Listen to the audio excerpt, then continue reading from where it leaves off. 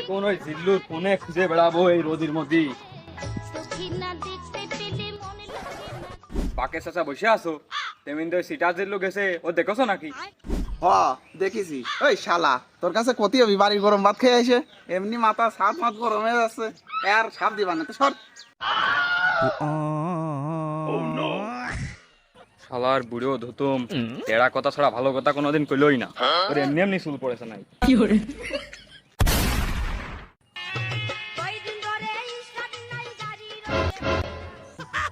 আরে এই তো সেই শালা, এর সামনে গেলে উল্টা পাল্টা বুঝাই দিবে না।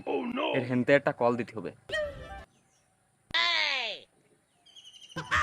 लेकिन ये साला कर क्या रहा है? उठाइए ना।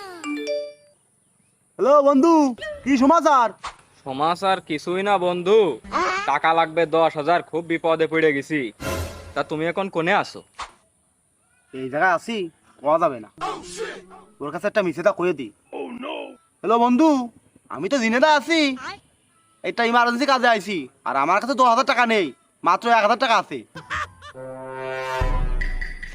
আরে কি রে, তুই আমার সাথে সিটারি করলি, আর টাকা আমার মূলত 10,000 না, 1,000ই লাগবে। দে টাকা দে। আমি ফাইসা গেছি, আমি ফাইসা গেছি, আমি